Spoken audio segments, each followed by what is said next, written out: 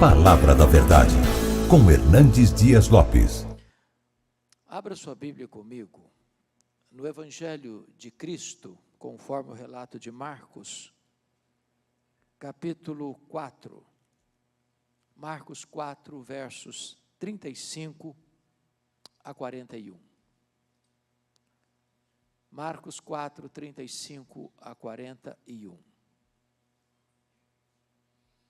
Peço a sua gentileza para, depois da leitura, manter sua Bíblia aberta comigo nesta passagem. Está escrito assim: naquele dia, sendo já tarde, disse-lhe Jesus: passemos para outra margem. E eles, despedindo a multidão, o levaram assim como estava no barco, e outros barcos o seguiam. Ora, levantou-se grande temporal de vento, e as ondas se arremessavam contra o barco, de modo que o mesmo já estava a encher-se de água. E Jesus estava na popa, dormindo sobre o travesseiro. Eles o despertaram e lhe disseram: Mestre, não te importa que pereçamos? E ele, despertando, repreendeu o vento e disse ao mar: acalma-te, emudece. O vento se aquietou e fez-se grande bonança. Então lhes disse: por que sois assim tímidos? Como é que não tendes fé? E eles, possuídos de grande temor, diziam uns aos outros: quem é este, que até o vento e o mar lhe obedecem? Eu gostaria de tratar do seguinte tema: não tenha medo, Jesus está no controle. Eu quero fazer 4 afirmações a título de introdução. E a primeira afirmação é esta: as tempestades da vida existem e são inevitáveis. Nenhum de nós passa pela vida incólume, imune às tempestades.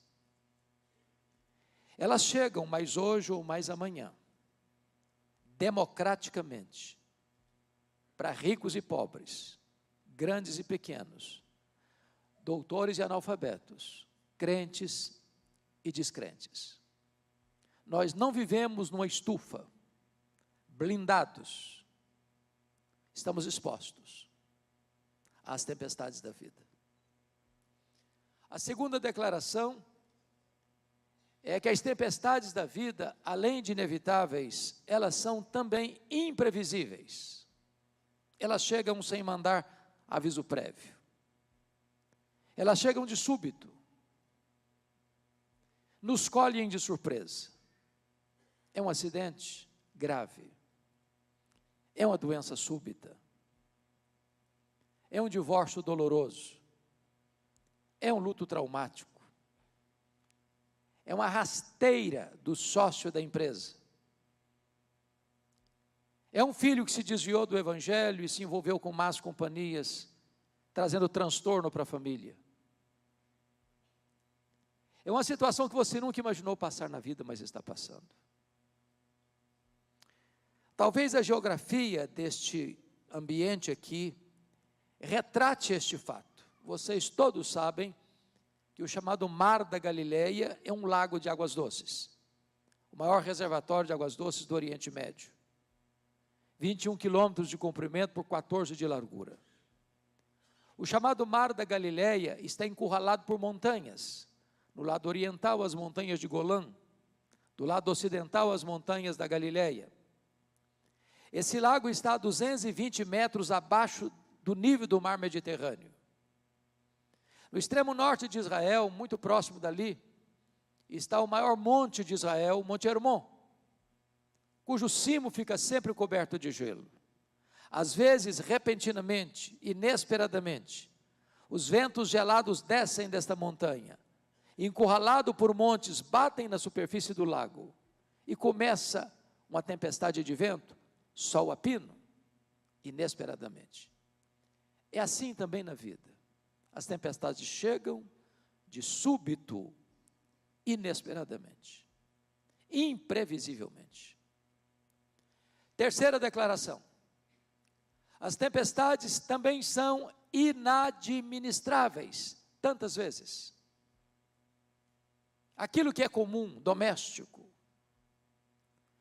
que você administrava com tanta facilidade, de repente fica estranho. Boa parte daqueles discípulos nasceram ao redor deste lago. Alguns deles haviam trabalhado nesse lago, conheciam cada palmo desse lago, já haviam enfrentado outras tempestades e triunfado. Agora, entretanto, eles não conseguem administrar a crise. O barco rodopia no epicentro da tempestade, sovado com fúria desmesurada, pelos ventos fortes, pelas ondas revoltas. O barco está se enchendo d'água, prestes ao naufrágio. Eles tentam resolver o problema, mas não conseguem. É assim também na vida. Às vezes coisas tão corriqueiras, de repente ficam estranhas demais. Pessoas tão amáveis, de repente ficam cáusticas demais, tóxicas demais. E você não conhece mais a pessoa. Não é a mesma pessoa que você um dia conheceu. Porque as tempestades são também inadministráveis. Mas louvado seja Deus, uma quarta declaração que traz-nos boa esperança é que as tempestades são também pedagógicas.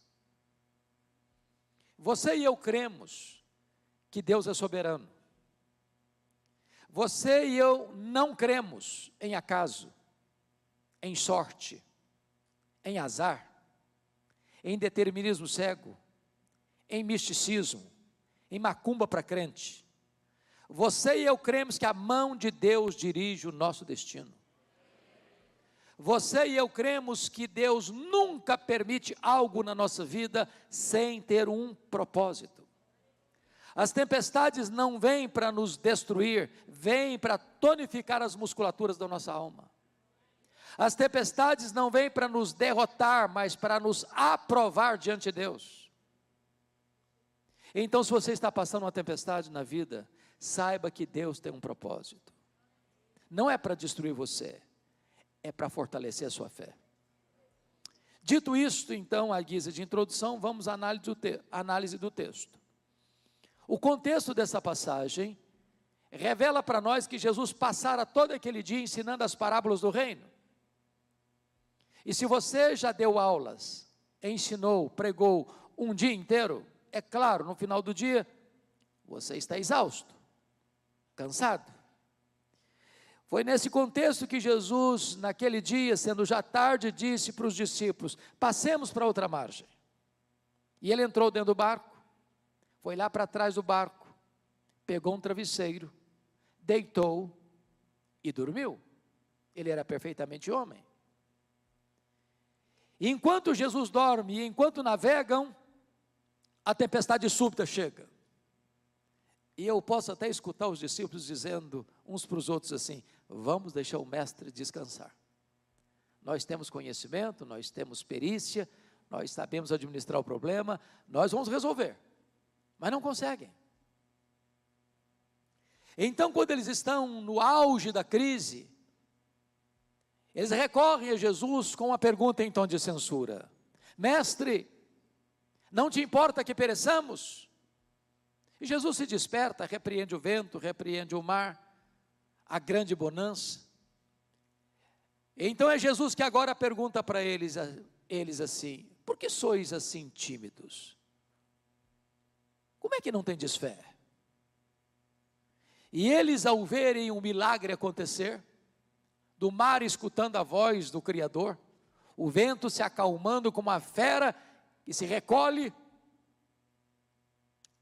pela ordem do domador, perguntam uns para os outros assim: mas quem é este que até o vento e o mar lhe obedecem?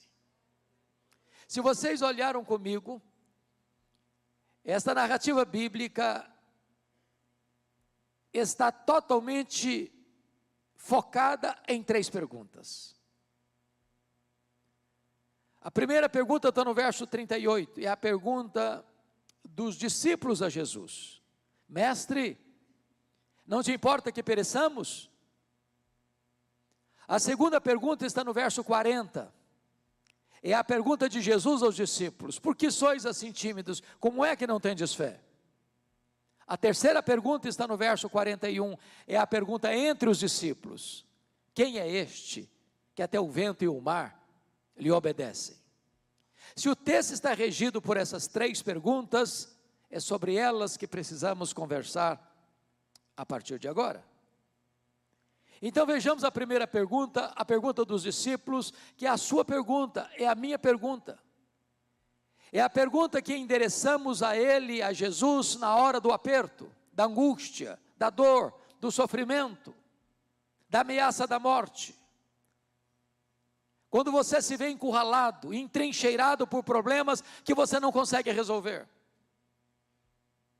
Você e eu também perguntamos: mestre, não te importa que pereçamos? Não vais fazer nada? Não vais nos socorrer? Não estás percebendo o perigo que eu estou atravessando? Não notas que a morte me encurrala e mostra para mim a sua carranca? Essa é a sua pergunta, é a minha pergunta na hora do aperto. Porque talvez nas horas mais difíceis da vida, a sensação que você tem é que a mão de Deus está encolhida, é que o seu grito não encontra um ouvido aberto. Mas a grande pergunta do texto que precisamos analisar agora é: por que esses homens estão tão desesperados e fazendo uma pergunta para Jesus, que não é uma pergunta, é uma censura? Não te importas que pereçamos? O que não está bem resolvido na cabeça deles? Por que eles estão com essa angústia toda? E eu vou lhes sugerir duas razões. Primeiro, o que não está bem resolvido na cabeça deles é conciliar a ordem de Jesus: passemos para outra margem, com a tempestade que estão enfrentando. Porque na nossa cabeça, via de regra, a sentença é esta: se eu estou fazendo o que Jesus me mandou fazer, não vai ter problema à vista. Ou, conforme nós aprendemos um cântico desde a infância: com Cristo no barco tudo vai muito bem, vai muito bem, vai muito bem, com Cristo no barco tudo vai muito bem. Só que Jesus está no barco e não está nada bem. Como entender isso?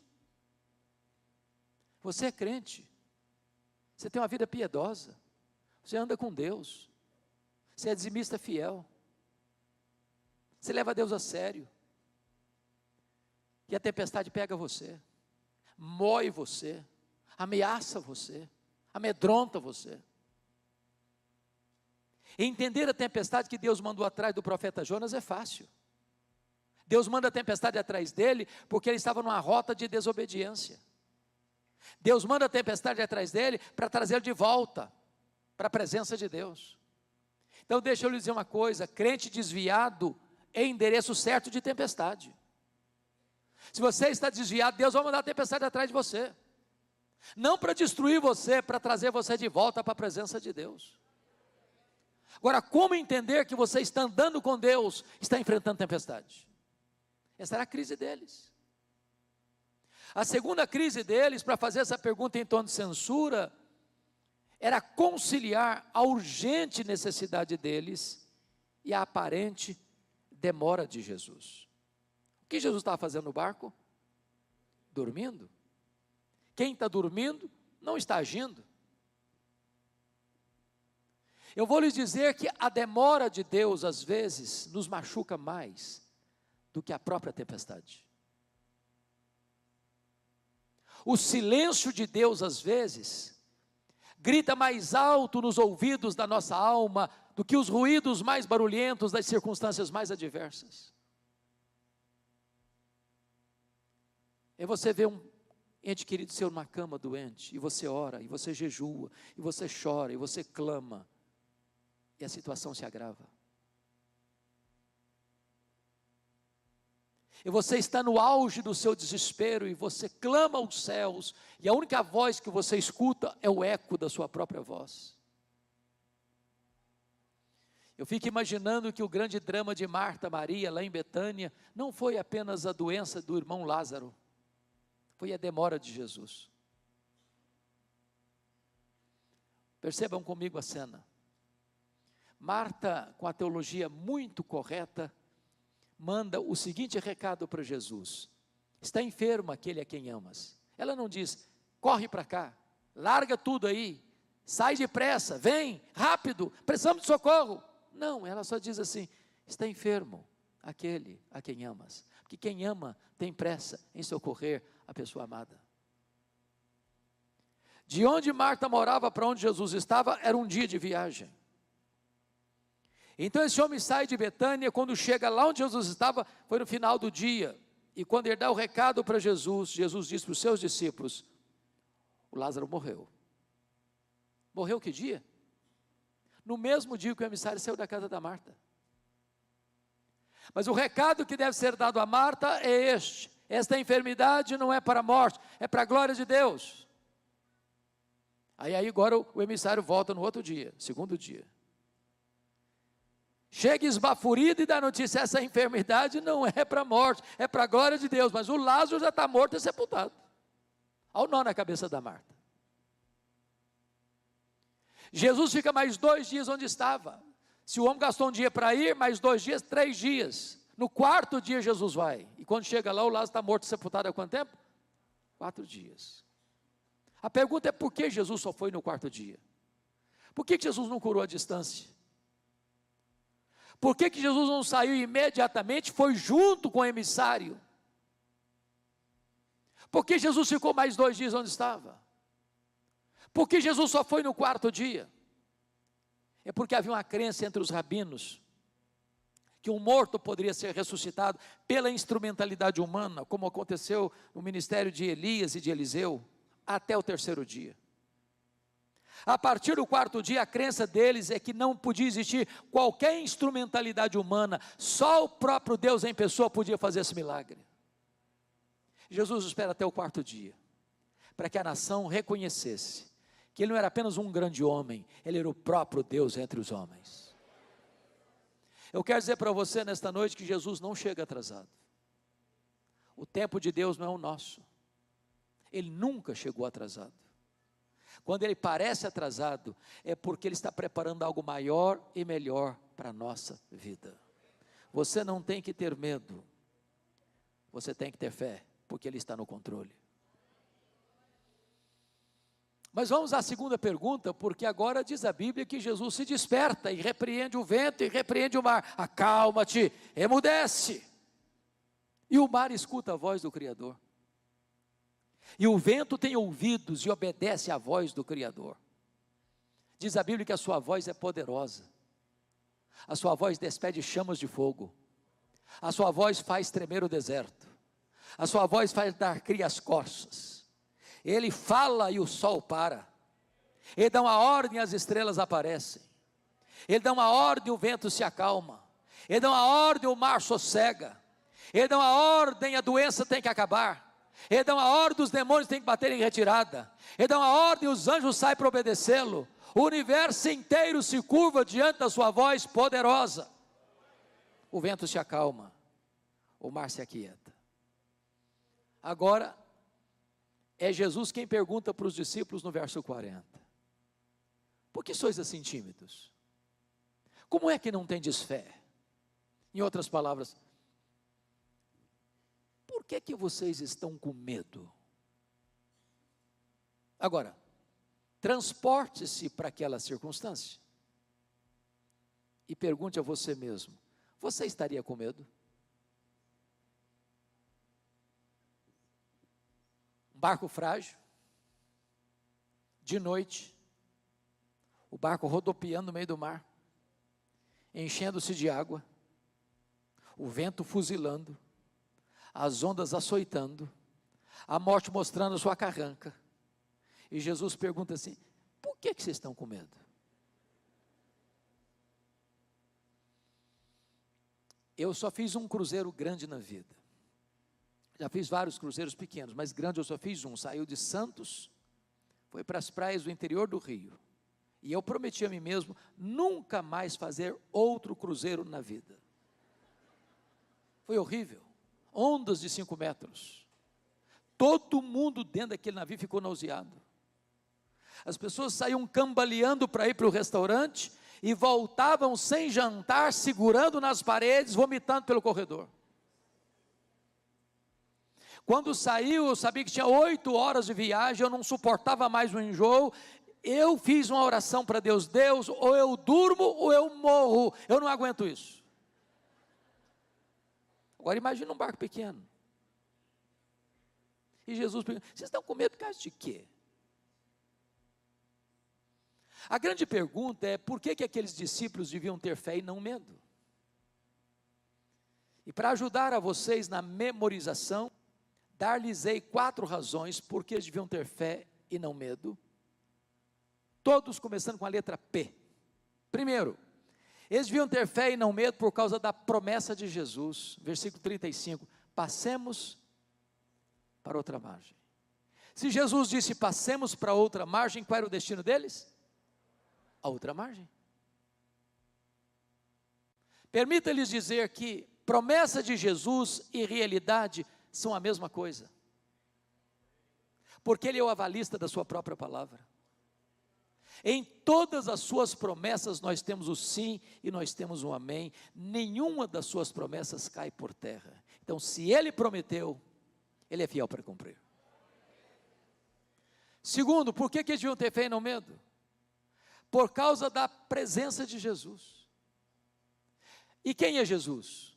É o Criador do mar, é o Criador do vento, é o Criador da terra, é o Criador do céu. A criatura não pode vencer o Criador, a criatura não é maior do que o Criador, a criatura não desafia o Criador tem pleno controle e domínio sobre a criatura. Se Jesus está presente, o barco não pode naufragar. Irmãos, entendamos isso. O único remédio, o único antídoto contra o medo, não é a sua saúde,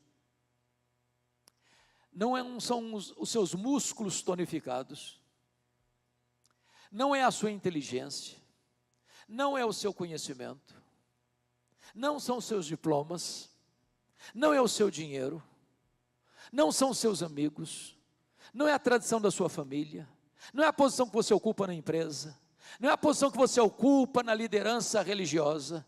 O único antídoto contra o medo é a consciência da presença de Jesus conosco. Somos frágeis demais, vulneráveis demais.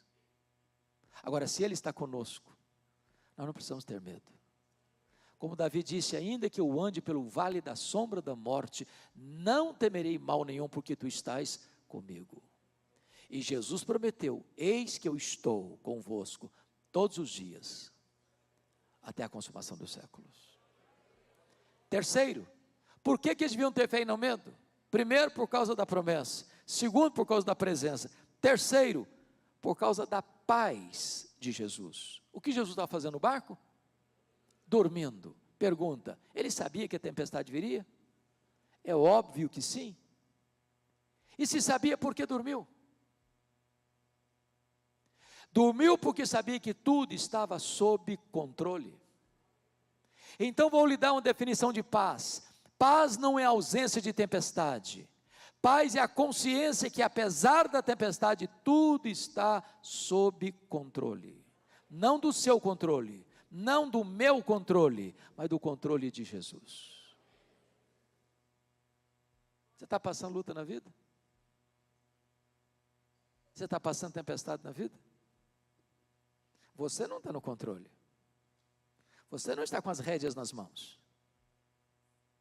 Mas Jesus está. Então você não tem que ter medo, você tem que ter fé. Quarto lugar, por que eles deviam ter fé e não medo?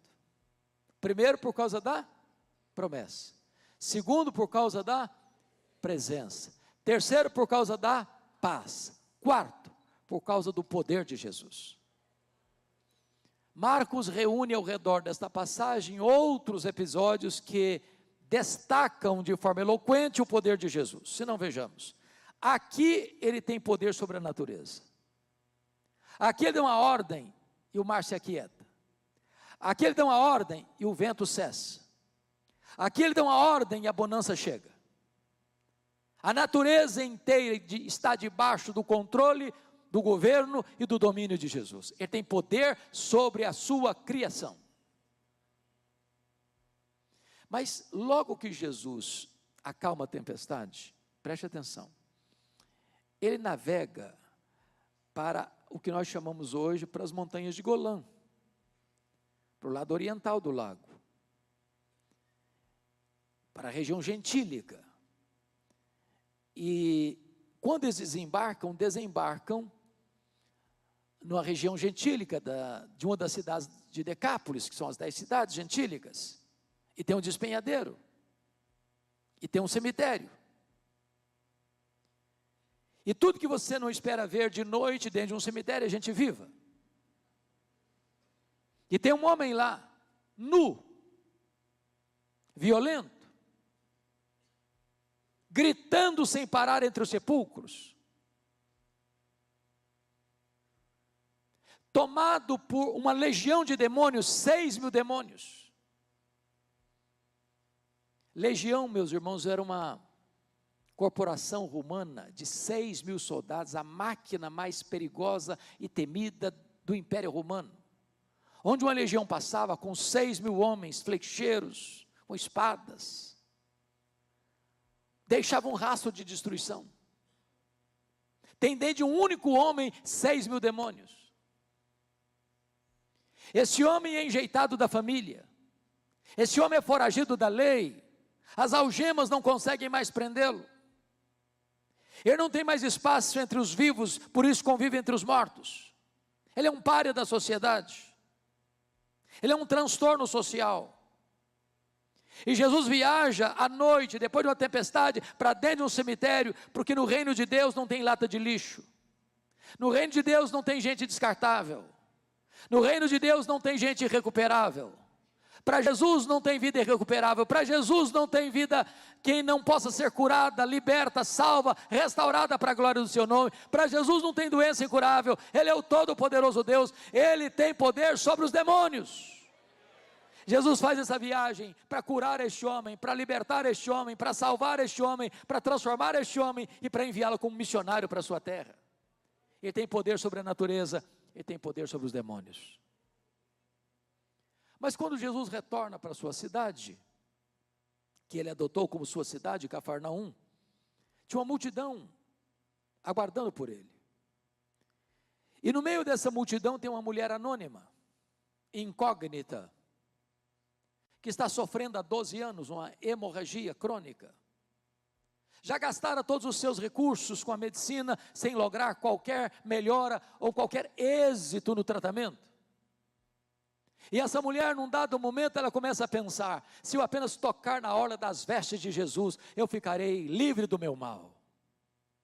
Ela era impura, cerimonialmente falando. Qualquer pessoa que ela tocasse, ficava impura. Essa mulher não podia frequentar a sinagoga, essa mulher não podia ir para as festas de Jerusalém, nas festas públicas do templo. Essa mulher não podia conviver com ninguém, essa mulher estava execrada da sociedade, ela enfrentava um mal que a segregava socialmente. É por isso que ela é anônima, é por isso que ela não tem nome. Mas preste atenção, quando o impuro toca o puro, o impuro não deixa o puro impuro, o puro deixa o impuro puro. E quando essa mulher toca as vestes de Jesus, seu mal é estancado, sua hemorragia é estancada, a sua doença é curada, ela fica livre do seu mal, porque Jesus tem poder sobre a natureza, Jesus tem poder sobre os demônios, e Jesus tem poder sobre a enfermidade. A última palavra não é da ciência, a última palavra não é da medicina, a última palavra é do Senhor Jesus. Porém, no meio dessa multidão também, em Cafarnaum, tem um homem muito conhecido na cidade, talvez o homem mais conhecido da cidade. Esse homem se chama Jairo. Ele é o chefe da sinagoga de Cafarnaum, a sinagoga da cidade onde Jesus viveu os 3 anos de seu ministério, talvez a sinagoga que mais recebeu Jesus no seu interior. E se você ler o capítulo 3 de Marcos, Jesus havia curado dentro dessa sinagoga um homem, num dia de sábado, com a mão mirrada. E isso chocou por demais as autoridades religiosas de Israel, a ponto dos líderes de Israel se unirem aos herodianos, que eram seus inimigos, com o propósito de matarem Jesus. Jesus não era mais bem quisto na sinagoga de Cafarnaum. Jesus estava sendo já rejeitado em algumas sinagogas, porque os líderes judaicos estavam contra ele, perseguindo a ele, para prendê-lo, para matá-lo. Quando Jairo vai a Jesus, ele precisa enfrentar a oposição dos religiosos do seu tempo, ele precisava enfrentar a dificuldade da sua função como chefe da sinagoga. Era ele que trazia o livro da lei, era ele que administrava a sinagoga nos dias da semana para ensinar o povo, e este homem rompe todas as barreiras e vai até Jesus, porque tem uma causa urgente, a sua filhinha única de 12 anos está morrendo. Ele chega para Jesus e diz: Senhor, vamos comigo lá em casa, para o Senhor impor as mãos sobre a minha filhinha, para ela ser curada. E Jesus então disse para Jairo: vamos, Jairo. E Jesus está indo com Jairo. No meio da jornada, surge essa mulher hemorrágica. E eu fico imaginando que cada segundo que Jesus demora, o coração de Jairo se acelera um pouco mais. Quando de repente, no meio dessa multidão, Jesus para a caminhada e diz para os discípulos: alguém me tocou. Com lógica cartesiana, os discípulos repreenderam Jesus: Senhor, me desculpe, mas está todo mundo te encostando, está todo mundo te espremendo, está todo mundo te acotovelando, tem uma multidão aí, como é que o Senhor diz, alguém me tocou? É claro que está todo mundo te tocando. Jesus: não, alguém me tocou, porque eu senti que de mim saiu o poder. Tem muita gente que encosta em Jesus, mas poucos tocam em Jesus. E Jesus para atender aquela mulher. O coração de Jairo dispara. E eu fico imaginando Jairo dizendo: vamos Jesus, vamos Jesus, vamos Jesus, vamos, acaba logo, deixa isso logo, vamos Jesus, vamos Jesus, vamos Jesus, vamos Jesus, vamos Jesus. Nessa angústia toda, chega alguém da casa de Jairo e diz assim: não incomodes mais o mestre, a tua filha acabou de morrer, agora não tem mais jeito. O mundo desaba sobre a cabeça desse pai. E Jesus olha para ele e diz: não temas, crê somente. E quando Jesus chega na casa do Jairo, tem uma multidão chorando. E Jesus disse para a multidão que estava em prantos: por que vocês estão chorando? A menina não morreu, ela dorme.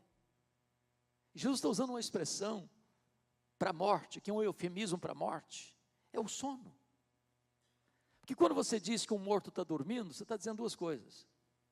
Primeiro, quem está dormindo está descansando. Morrer para um crente é descansar das suas fadigas. Apocalipse 14, 13. Quando você diz que um crente que morre está dormindo, você está dizendo que vai acordar. Porque se não acorda, não dormiu, morreu. Em outras palavras, a morte não é o último ponto da vida, a morte não tem a última palavra na vida, a morte não encerra o ciclo da vida, a morte já foi vencida, a morte não mais tem poder sobre nós. Agora tem um que entrou na morte, arrancou aquele ano da morte, matou a morte, e é a ressurreição e a vida. O túmulo gelado não é o nosso último endereço. E aí, quando está lá o coral da morte, Jesus entra como o solo da ressurreição, e entra no quarto, com seus discípulos mais próximos e os pais da criança, e Jesus fala em língua aramaica, língua materna, a mesma palavra que uma mãe fala para sua filha adolescente, que está na hora de ir para a escola e ainda até quer ficar mais 10 minutos na cama. Bota a mão sobre ela e diz: menina, está na hora de levantar, talita cume. Está na hora de levantar. E a morte solta as garras da menina, e ela ressuscita. e Jesus a devolve aos seus pais. Porque Jesus tem poder sobre a natureza, Jesus tem poder sobre os demônios, Jesus tem poder sobre as enfermidades, e Jesus tem poder sobre a morte. Ele tem todo o poder, nos céus, na terra e debaixo da terra. O que eu acho curioso, nesse texto, é que quando Jesus desperta, antes de falar para os discípulos, por que vocês estão com medo? Por que vocês não têm fé? Ele acalmou a tempestade, para depois acalmar os discípulos. Numa outra passagem bíblica, que é Mateus 14, 22 a 33, há uma outra tempestade. Naquela, Jesus não está no barco, mas vai ao encontro dos discípulos, na quarta vigília da noite, das 3 da madrugada às 6 da manhã. Naquela ocasião, Jesus mudou a metodologia. Primeiro, Jesus acalmou os discípulos, dizendo: sou eu, não tenham medo, para depois acalmar a tempestade. A pergunta é, por que Jesus mudou a metodologia? Por que neste texto, primeiro ele acalma a tempestade, para depois acalmar os discípulos, e na segunda tempestade, primeiro ele acalma os discípulos, para depois acalmar a tempestade? Porque Jesus sabe quando a tempestade mais atroz, mais perigosa da sua vida está dentro de você, e quando a tempestade está fora de você. Tem hora que o seu maior problema é a circunstância, tem hora que o seu maior problema é o seu sentimento. Jesus está aqui nesta noite, e Ele conhece a tempestade de fora, Ele conhece a tempestade de dentro, e Ele está aqui hoje para acalmar a tempestade de fora, e acalmar a tempestade de dentro. Então, quando tudo se faz bonança, e eu fico imaginando a cena, pastor Hamilton, de um barco balançando com um berço de bebê, que balança para lá e para cá, eles todos molhados, porque o barco estava se enchendo d'água, olhando as ondas recuando como uma fera selvagem que se acalma,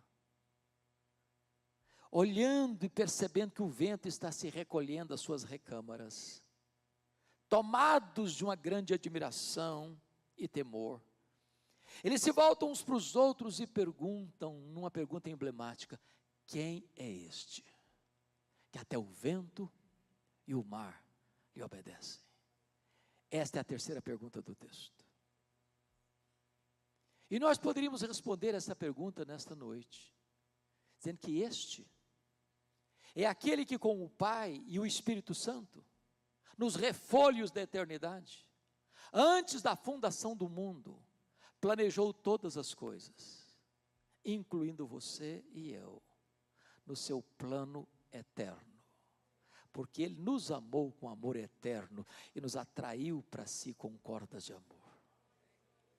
Quem é este?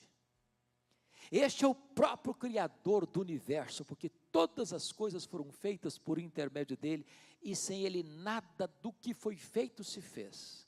Ele fez todas as coisas, visíveis e invisíveis. Quem é este? Este é aquele que sustenta todas as coisas pela palavra do seu poder. É aquele que mantém o universo em funcionamento, porque Ele não é apenas transcendente, Ele é também imanente. Ele está aqui.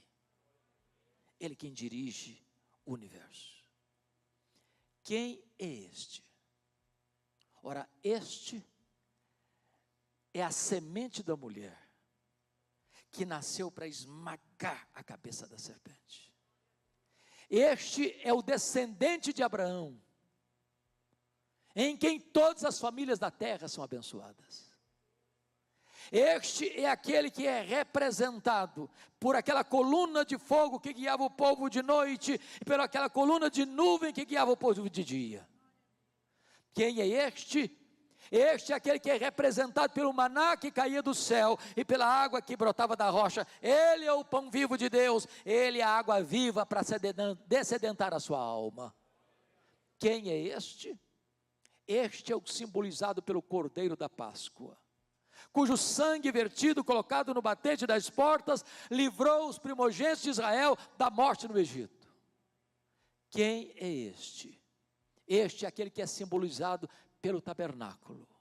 Este é aquele que é simbolizado pela arca da aliança. Este é aquele que é simbolizado por aquilo que estava dentro da arca, as tábuas da lei, o vaso com maná, a vara seca de Arão que floresceu. Quem é este? Este é simbolizado pelo santuário, pelo templo. Este é simbolizado pelas festas de Israel, pelos sacrifícios de Israel. Este é simbolizado pelo sábado. Tudo era sombra dele, ele a realidade. Quem é este? Este é o sol da justiça e a brilhante estrela da manhã. Este é o maravilhoso conselheiro, é o Deus forte, é o Pai da eternidade, é o príncipe da paz. Quem é este? Este é o Verbo eterno, que se fez carne e habitou entre nós, cheio de graça e de verdade. E vimos a sua glória, glória como do unigênito do Pai. Este é o Cordeiro de Deus que tira o pecado do mundo. Este é o Cordeiro que foi morto, mas está vivo pelos séculos dos séculos e tem as chaves da morte e do inferno. Este é o alfa e o ômega, este é o princípio e o fim, este é o amado da nossa alma, este é a nossa alegria, este é a nossa paz, este é a nossa justiça, este é a nossa herança, este é tudo em todos. Quem é este? Este é o fundamento da igreja, este é o dono da igreja, este é o edificador da igreja, este é o protetor da igreja. Quem é este? Este é o grande eu sou, é o pão da vida, é a luz do mundo, é a porta das ovelhas, é o bom pastor, é o caminho e a verdade e a vida, é a ressurreição e a vida, é a videira verdadeira. Quem é este? Este é o noivo da igreja. Este é o Salvador, o Cristo, o Senhor. Este é o Rei dos reis, este é o Senhor dos senhores. Quem é este? Este é o único nome dado entre os homens pelo qual importa que sejamos salvos. Este é o único mediador entre Deus e os homens. Quem é este?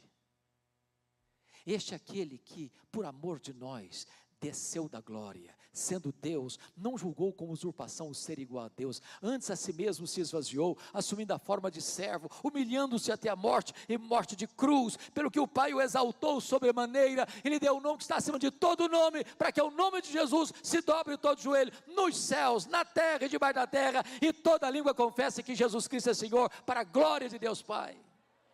Quem é este? Este é aquele que por amor de nós chorou e sangrou no Getsemane. Este é aquele que por amor de nós foi cuspido e esbordoado no sinédrio judaico. Este é alguém que por amor de nós foi surrado, espancado e vilipendiado no pretório romano. Este é aquele que por amor de nós caminhou pelas ruas apinhadas de Jerusalém, sob os apupos e vaias de uma multidão ensandecida. Este é aquele que foi pregado naquele leio maldito, mas transformou aquele patíbulo de horror num palco para a glória de Deus e num instrumento para a nossa salvação.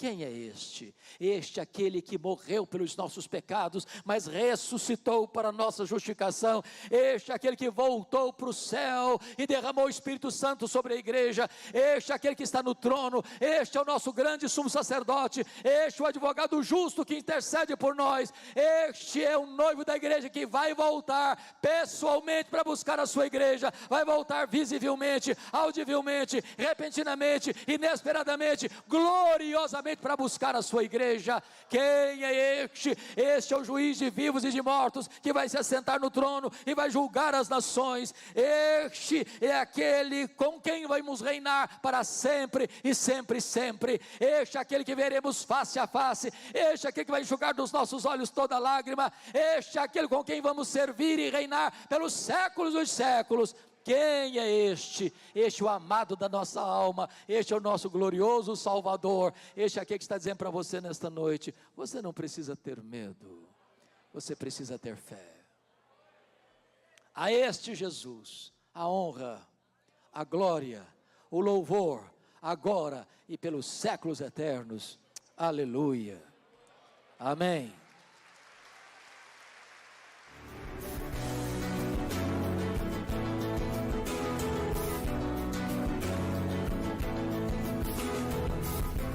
Palavra da Verdade, com Hernandes Dias Lopes.